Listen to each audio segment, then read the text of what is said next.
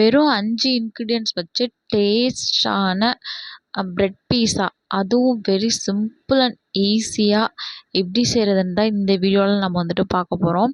அவ்வளோ ஒரு டேஸ்ட்டாக இருக்கும் இதே மெத்தடில் செஞ்சால்.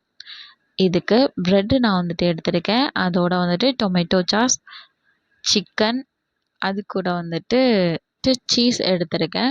இப்போ வந்துட்டு இந்த சிக்கனை நம்ம வந்துட்டு பொடி பொடியாக நம்ம வந்துட்டு கட் பண்ணி எடுத்துக்கிற போகிறோம்.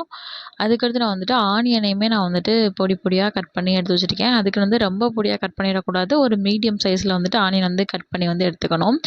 இதை நீங்கள் வந்துட்டு வெஜ் பீஸா செய்யணும் அப்படின்னா நீங்கள் வந்துட்டு இது கூட கேபேஜ், கேரட் இந்த மாதிரி எல்லாமே வந்துட்டு சேர்த்துக்கலாம். குடமிளகாய் இருந்தால் கூட நீங்கள் வந்துட்டு சேர்த்துக்கலாம். நான் வந்து குடமிளகாய் இல்லை, அதனால் நான் வந்துட்டு சேர்க்கல. இப்போ ஒரு ப்ரெட்டை எடுத்துகிட்டு அதுக்கு மேலே நம்ம வந்துட்டு டொமேட்டோ கெச்சப் வந்து நம்ம வந்துட்டு சேர்த்துக்கலாம். சேர்த்துட்டு இப்படி நல்லா அப்படி வந்துட்டு ஸ்ப்ரெட் பண்ணி விட்டுக்கலாம். ஸ்ப்ரெட் பண்ணி விட்டதுக்கப்புறமா நம்ம வந்துட்டு சீஸ் வந்துட்டு நான் வந்துட்டு எடுத்துருக்கேன். எனக்கு வந்து இந்த சீஸ் தான் நான் வந்துட்டு எடுத்தேன். நீங்கள் வந்துட்டு இந்த மொசரல்லா சீஸ்லேயே வந்துட்டு இந்த துருவின சீஸ் இருக்கும் பார்த்தீங்களா, அது கூட நீங்கள் வந்துட்டு எடுத்துக்கலாம். எடுத்துகிட்டு நான் ஃபஸ்ட்டு கட் பண்ணி அது மேலே நான் வந்து வச்சுக்கிறேன். அதுக்கு அடுத்துட்டு நம்ம வந்துட்டு சிக்கன் வந்துட்டு சேர்த்துக்கலாம். சிக்கனுக்கு மேலே வந்துட்டு ஆனியன் வந்துட்டு நான் வந்துட்டு சேர்த்துருக்கேன். நீங்கள் வந்துட்டு இந்த கார்ன் கூட நீங்கள் வந்துட்டு சேர்த்துக்கலாம். அந்த ஸ்வீட் கார்ன் அது கூட வச்சிங்கன்னா கூட சாப்பிட்றதுக்கு அவ்வளோ ஒரு டேஸ்ட்டாக இருக்கும். இதுக்கு மேலே அப்படியே நம்ம வந்துட்டு சீஸை வந்துட்டு கட் பண்ணி நம்ம வந்துட்டு வச்சுக்கலாம். இதே மாதிரி நான் எல்லாத்தையுமே நான் வந்துட்டு ரெடி பண்ணி வச்சுக்கிறேன். இப்போ ரெடி பண்ணிவிட்டு நான் உங்களுக்கு ஒன்று ஒன்றா நான் வந்துட்டு காட்டுறேன். அவ்வளோதான், எல்லாமே இப்போ வந்துட்டு ரெடி பண்ணி வச்சாச்சு. இப்போ வந்துட்டு அடுப்பில் ஒரு பேன் வந்துட்டு சூடு பண்ணிவிட்டு அதில் வந்துட்டு நம்ம வந்துட்டு பட்டர் வந்துட்டு அப்ளை பண்ண போகிறோம். அடுப்பு நல்லா ஹீட் ஆனோடனேயுமே அதுக்குள்ளே இந்த சார் மூஞ்சியை பாருங்கள், எப்போ கொடுப்பேன் அப்படின்ட்டு தான் இருக்குது. இப்போ வந்துட்டு பட்டர் வந்துட்டு அப்ளை பண்ணியாச்சு.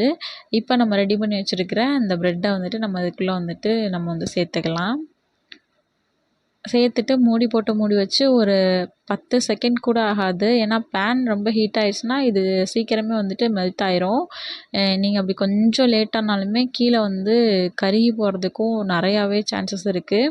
அதனால் ஒரு 10 செகண்ட்குள்ளே நம்ம வந்துட்டு எடுத்துடலாம்.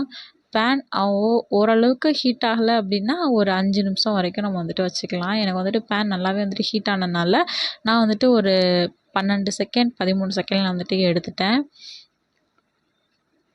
அவ்வளோதான், ஈஸியான ரெசிபி. ஆனால் டேஸ்ட் அவ்வளோ ஒரு சூப்பராக இருந்துச்சு. கண்டிப்பாக இதே மெத்தடில் நீங்களுமே ட்ரை பண்ணி பாருங்கள். குழந்தைங்களுக்கெல்லாம் இது ரொம்பவே விரும்பி சாப்பிடுவாங்க. ஈவினிங் டயத்தில் இது ஒரு நல்ல ஸ்நாக்ஸாக இருக்கும்னு நினைக்கிறேன். இது மாதிரி மோர் வீடியோஸ் பார்க்குறதுக்கு நம்மளோட சேனலை சப்ஸ்கிரைப் பண்ணி வச்சுக்கோங்க. பக்கத்தில் இருக்க பெல் ஐக்கானை ப்ரெஸ் பண்ணி வச்சுக்கோங்க. அப்போ தான் நான் போகிற வீடியோஸ் எல்லாமே உங்களுக்கு வந்து நோட்டிஃபிகேஷனாக வரும். இது வரைக்கும் எனக்கு சப்போர்ட் பண்ண எல்லாத்துக்குமே ரொம்ப ரொம்ப ரொம்ப நன்றி. அடுத்த வீடியோவில் பார்ப்போம். அது வரைக்கும் பாய்.